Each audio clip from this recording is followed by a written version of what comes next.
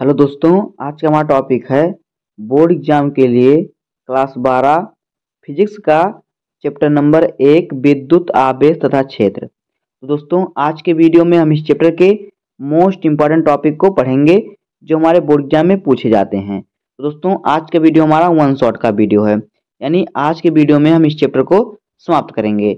एक ही वीडियो में हम पूरे चैप्टर को, जो चैप्टर का इम्पोर्टेंट टॉपिक है, समाप्त करेंगे। तो इस वीडियो में हम सिर्फ टॉपिक को पढ़ेंगे। इसके बाद वाली वीडियो में हम इसके सभी मोस्ट इम्पोर्टेंट ऑब्जेक्टिव क्वेश्चन पढ़ेंगे। उसके बाद हम क्या करेंगे, इसके सभी सब्जेक्टिव क्वेश्चन को पढ़ेंगे। तो आज के वीडियो में इसके टॉपिक इंपॉर्टेंट और फिर न्यूमेरिकल को जानेंगे। तो आइए देखते हैं। अभी हम देखिए, आपको क्या, आप इस चैप्टर में हम क्या करेंगे, सिर्फ इसके मोस्ट इम्पोर्टेंट टॉपिक को पढ़ेंगे, विद्युत आवेश तथा क्षेत्र के। अगर आपको इस चैप्टर का सभी न्यूमेरिकल चाहिए, चाहे वो उदाहरण हो या एक्सरसाइज का हो, एनसीईआरटी या फिर चैप्टर का हो, तो आप वीडियो के डिस्क्रिप्शन में जाइए, वहां पर आपको एक लिंक मिलेगा, वहां उस लिंक पर जाइए और आपको न्यूमेरिकल का प्लेलिस्ट मिल जाएगा। वहां से आप इस चैप्टर का कोई भी न्यूमेरिकल देखिएगा, आपको पूरा न्यूमेरिकल मिलेगा। तो आइए अपने टॉपिक पर आते हैं। देखिए, पहला टॉपिक हमारा क्या है, विद्युत आवेश। तो देखिए, विद्युत आवेश क्या होता है। पहला टॉपिक हमारा क्या है, विद्युत आवेश। तो देखिए, विद्युत आवेश क्या होता है, किसी भी पदार्थ का वह गुण जिसके कारण वह पदार्थ में विद्युत तथा चुंबकीय प्रभाव उत्पन्न करता है। किसी भी पदार्थ का वह गुण जिस गुण के कारण वह क्या करता है, चुंबकीय प्रभाव या फिर विद्युत उत्पन्न करता है, वह विद्युत आवेश कहलाता है। क्या कहलाता है, किसी भी पदार्थ का वह गुण जिसके कारण वह चुंबकीय क्षेत्र या फिर चुंबकीय प्रभाव उत्पन्न करता है, क्या कहता है, विद्युत आवेश कहलाता है। इन पदार्थों में मुक्त इलेक्ट्रॉन होते हैं। और देखिए, विद्युत आवेश को किससे प्रदर्शित करते हैं, तो इसे Q से सूचित किया जाता है, यानी विद्युत आवेश को हम Q से प्रदर्शित करते हैं। और यह एक अदिश राशि है। किस प्रकार से, यह एक अदिश राशि है। तो आपको मालूम होगा कि विद्युत आवेश क्या है।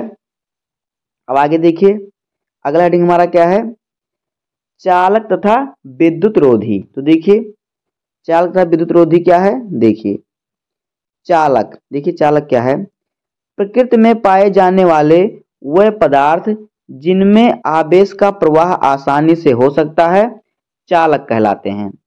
यानी जो प्रकृति है हमारी, इस प्रकृति में कोई भी ऐसा पदार्थ हो जिसमें आवेश प्रवाह हो सके, यानी जिसमें इलेक्ट्रॉन गमन कर सके, जिसमें विद्युत प्रवाह कर सके, विद्युत आ जा सके, तो चालक कहलाता है। जैसे कि लोहा, चांदी, एल्यूमिनियम आदि। तो देखिए, लोहे में, चांदी में, एल्यूमिनियम में क्या होता है, विद्युत धारा प्रवाहित होती है। अगर आप कागज का टुकड़ा लेंगे तो उसमें विद्युत धारा प्रवाहित नहीं होगी, तो वो क्या है, वो चालक नहीं है। जो कागज का टुकड़ा वो चालक नहीं है, लेकिन लोहा चालक है। क्यों, क्योंकि इसमें विद्युत धारा प्रवाहित हो रही है। अब आगे देखिए, विद्युत रोधी प्रकृति में पाए जाने वाले वह पदार्थ। देखिए, विद्युत रोधी पदार्थ क्या है, प्रकृति में पाए जाने, यहाँ पे हेडिंग हमारा है विद्युत रोधी। तो प्रकृति में पाए जाने वाले वह पदार्थ जिनमें विद्युत का प्रवाह आसानी से नहीं हो सकता, विद्युत रोधी क्या होता है, विद्युत रोधी कुचालक कहलाते हैं। जिसमें क्या होता है, प्रकृति में पाए जाने वाले वह पदार्थ जिनमें विद्युत धारा आसानी से प्रवाहित नहीं होती, आसानी से बह नहीं सकती, आसानी से आ जा नहीं सकती, वो क्या कहलाता है, विद्युत रोधी कुचालक। क्या कहलाता है, कुचालक कहलाता है। उन पदार्थों में मुक्त इलेक्ट्रॉन नहीं होता, जैसे कि कांच, प्लास्टिक, लकड़ी, मोम, रेशम, नमक, कागज का टुकड़ा आदि। तो ये क्या होते हैं, कुचालक होते हैं, इनमें विद्युत धारा प्रवाहित नहीं होती।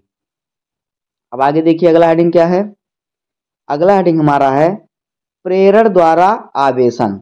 तो देखिए, प्रेरण द्वारा आवेशन क्या होता है। देखिए, किसी अनावेशित वस्तु से स्पर्श कराए बिना ही आवेशित वस्तु को आवेशित करने की विधि प्रेरण द्वारा आवेशन कहलाती है। कोई अनावेशित वस्तु है, जैसे कि आप पेन लीजिए, पेन लीजिए, आपके पेन को आप लीजिए, देखिए उसमें कोई भी चिमकाकार नहीं कर रहा है। इसमें क्या कीजिए, अपने बालों में थोड़ा सा रगड़िए। जब अपने बालों में थोड़ा सा रगड़ेंगे, उसके बाद आप देखिए इसको चिपकाएंगे, इसमें कागज चिपक जाएगा।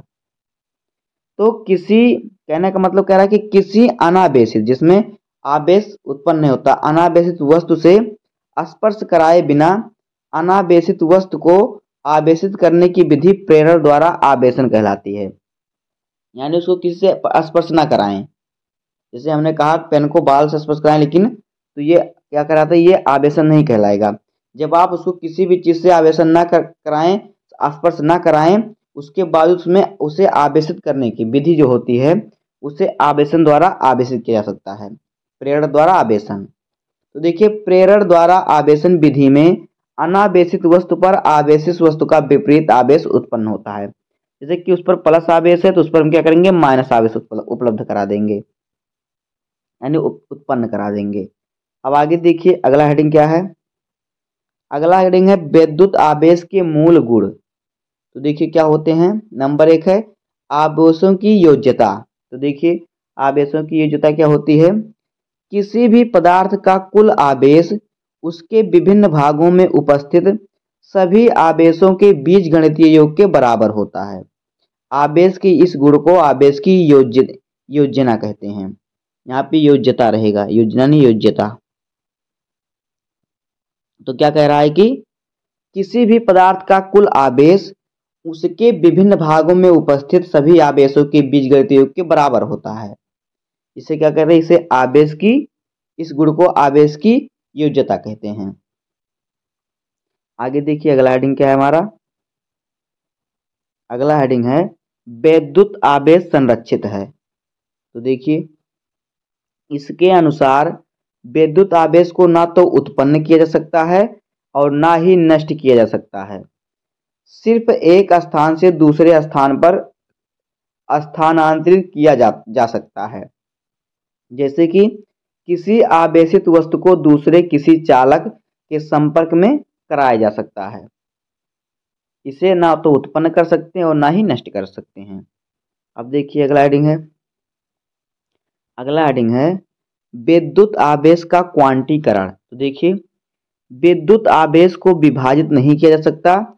विद्युत आवेश के इस गुण को विद्युत आवेश का क्वांटीकरण कहते हैं। प्रत्येक आवेशित पदार्थ का आवेश की मात्रा एक इलेक्ट्रॉन का आवेश की मात्रा के गुणज के बराबर होती है। देखिए विद्युत आवेश का क्वांटीकरण क्या होता है।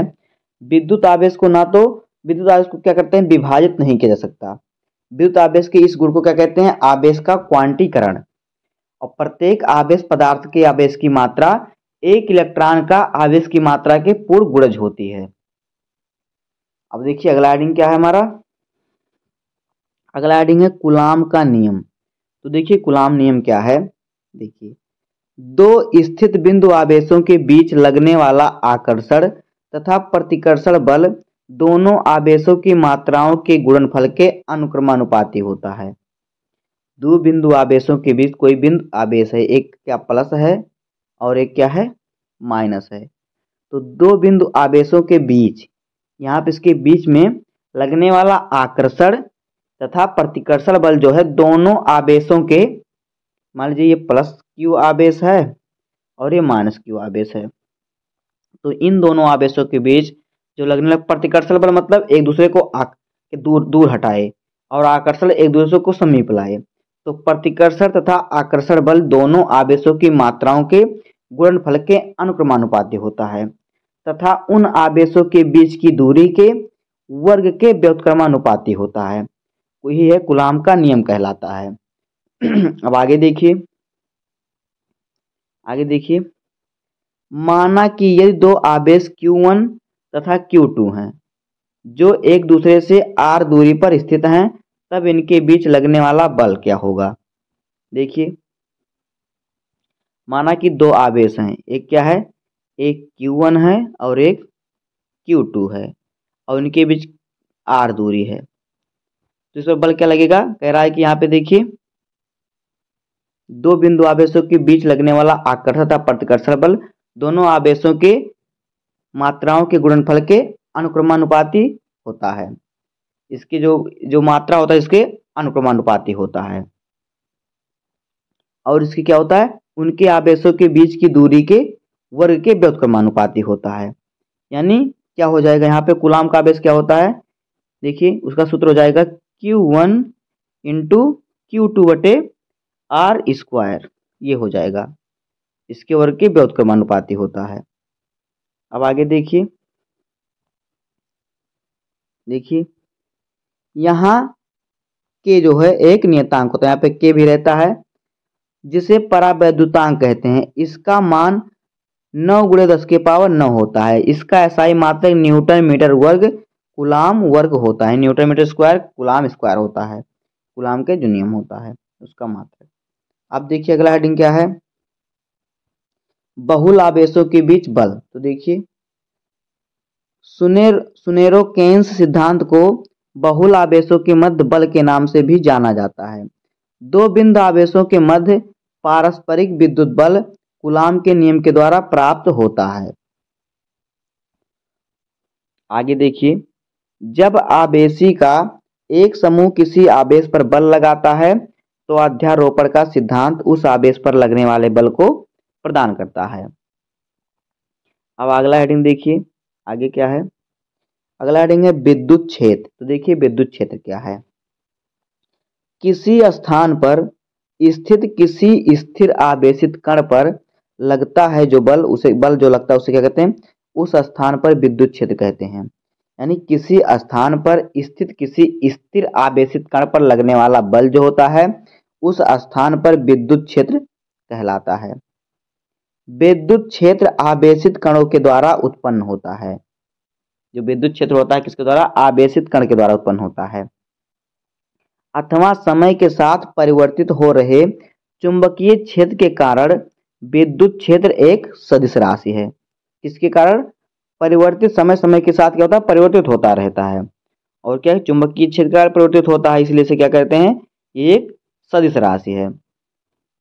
अब आगे देखिए अगला हेडिंग है आवेशों के निकाय के कारण विद्युत क्षेत्र। तो देखिए विद्युत आवेश का अध्यारोपण के सिद्धांत के अनुसार किसी बिंदु पर आवेश समृद्धि के कारण उत्पन्न होने वाला विद्युत क्षेत्र की तीव्रता उस बिंदु पर सभी आवेशों के कारण उत्पन्न विद्युत क्षेत्र की तीव्रता के सदिश योग के बराबर होती है। क्या होता है, किसी क्षेत्र का अध्यारोपण सिद्धांत के अनुसार किसी बिंदु पर आवेशित समृद्धि के कारण उत्पन्न विद्युत क्षेत्र की तीव्रता उस बिंदु पर सभी आवेश के कारण उत्पन्न विद्युत क्षेत्र की तीव्रता के सदिश योग के बराबर होती है। मान लीजिए कि यदि आवेश के निकाय जिसमें Q1, Q2 और Q3 यानी इसी प्रकार से Q4, Q5, Q6, 7 इसी प्रकार से Qn बिंदु है, n है बिंदुओं की संख्या,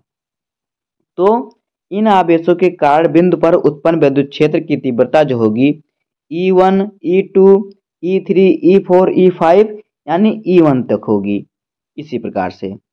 अब आगे देखिए अगला हेडिंग हमारा क्या है, विद्युत क्षेत्र का भौतिक अभिप्राय। देखिए विद्युत क्षेत्र में अस्थैतिक परिस्थितियों में आवेशों के आसपास संग्रह को दर्शाता है। जब विद्युत आवेश गति करना शुरू करता है और विद्युत धारा के रूप में प्रवाहित होता है, जब समय पर निर्भर विद्युत चुंबकत्व की अवधारणा को समझने की कोशिश करते हैं तो विद्युत क्षेत्र का भौतिक महत्व समझ आता है। विद्युत क्षेत्र विद्युत चुंबकीय आवेशों की प्रकृति और परस्पर क्रियाओं को समझने में मदद करती है। ये होता है विद्युत क्षेत्र का भौतिकी अभिप्राय। आगे देखिए विद्युत क्षेत्र सिर्फ कुछ गणितीय सत्ताएं नहीं है बल्कि उनके भौतिक अस्तित्व को महसूस और अनुभव किया जा सकता है। यहाँ पे रहेगा महसूस, तो महसूस और अनुभव किया जा सकता है।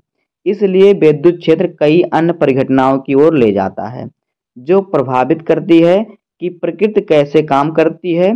यह विद्युत क्षेत्र की अवधारणा और भौतिक महत्व है।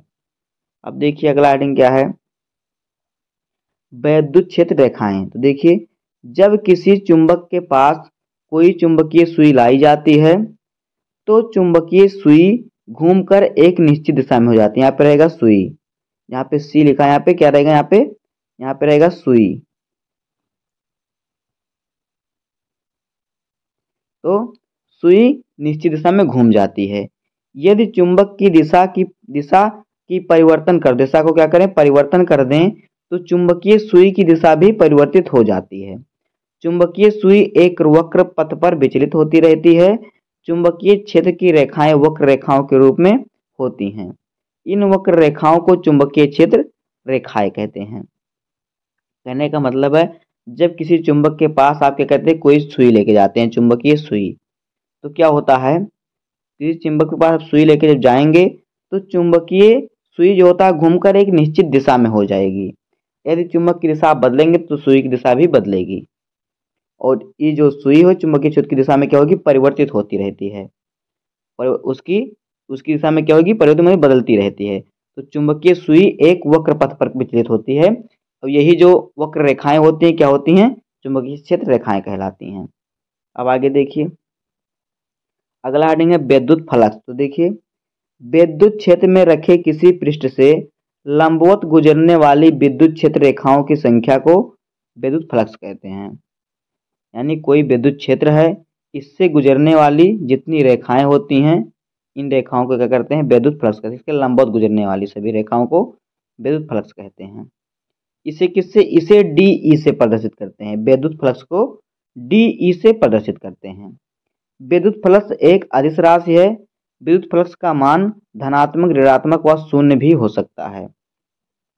अब आगे देखिए, अगला हेडिंग है चुंबकीय द्विध्रुव। तो देखिए, परस्पर कुछ दूरी पर रखे दो बराबर या विपरीत प्रबलता के दो ध्रुवों का निकाय एक चुंबकीय द्विध्रुव कहलाता है। क्या, कुछ दूरी पर दो बराबर एवं विपरीत, यानी देखिए कुछ दूरी पर एक आवेश हमारा Q है और एक है यहाँ पे, एक देखिए प्लस Q है, एक माइनस Q है, यानी दोनों बराबर हैं लेकिन आवेश विपरीत है, एक पर प्लस आवेश है, एक पर माइनस आवेश है। तो कुछ दूरी पर रखे दो बराबर एवं विपरीत प्रबलता के जो आवेश होते हैं, दो ध्रुवों का निकाय एक चुंबकीय द्विध्रुव कहलाता है।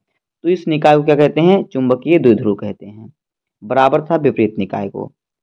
चुंबकीय द्विध्रुव का द्विध्रुव आघूर्ण एक ध्रुव की प्रबलता तथा दोनों ध्रुवों के बीच की दूरी के गुणनफल के बराबर होती है।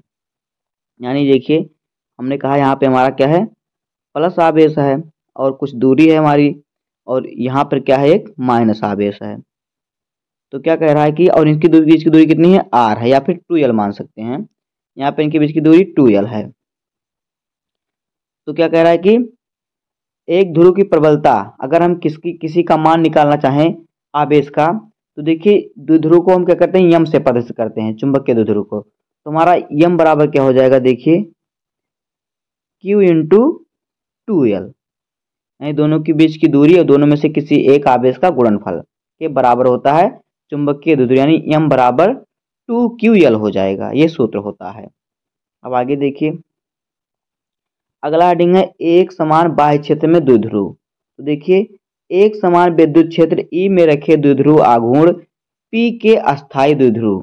तो देखिए P के अस्थायी द्विध्रुव, देखिए यहाँ पे, यहाँ आवेश Q पर GE तथा माइनस Q पर GE बल लगता है तथा E एक समान है, अतः द्विध्रुव पर नेट बल शून्य है, परंतु आवेशों में पृथक्करण है, अतः बल भिन्न बिंदु पर लगे हैं, जिसके परिणाम स्वरूप द्विध्रुव पर बल आघूर्ण कार्य करता है।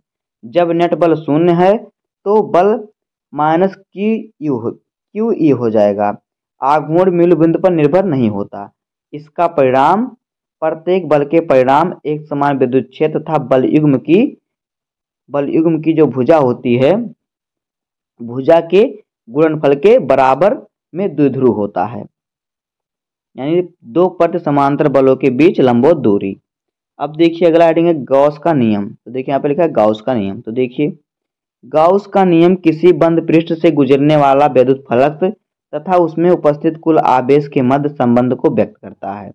निर्वात में उपस्थित बंद पृष्ठ से गुजरने वाला विद्युत फ्लक्स उस पृष्ठ में उपस्थित कुल आवेश का क्या होता है, 1/ε0 गुना होता है। कुल आवेश यानी क्या लगाएंगे हम, बड़ा वाला सिग्मा, तो कुल आवेश हो गया, तो कुल आवेश का 1/ε0 गुना होता है। यानी कि हम गॉस के नियम, गॉस को किस नियम के किसको पढ़ते हैं, फाई से। तो फाई बराबर क्या होता है, बड़ा सिग्मा और फिर यहाँ पर Q इंटू ε0।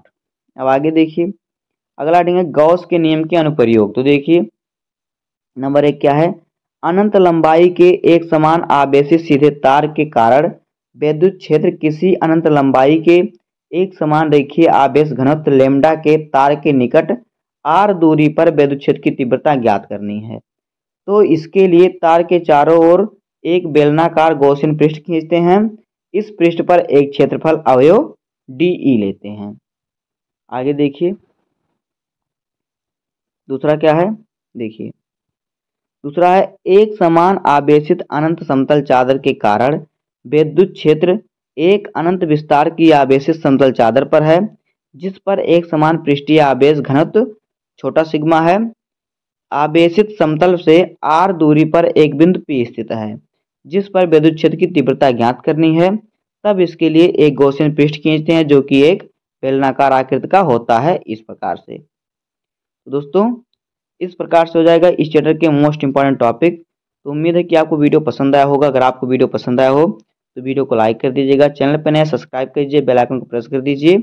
और देखिए आपको इस चैप्टर का सभी न्यूमेरिकल आपको डिस्क्रिप्शन में लिंक है, वहाँ से आपको मिल जाएंगे हर एक न्यूमेरिकल। और इसका अगला वीडियो आपका इसका होगा ऑब्जेक्टिव वीडियो 1 शॉट का, उसके बाद होगा सब्जेक्टिव क्वेश्चनों का वीडियो। तो इस प्रकार से हम सभी चैप्टर को समाप्त करेंगे। तो वीडियो को लाइक कीजिए, चैनल पे सब्सक्राइब कीजिए। मिलते हैं नेक्स्ट वीडियो में, तब तक के लिए धन्यवाद, जय हिंद।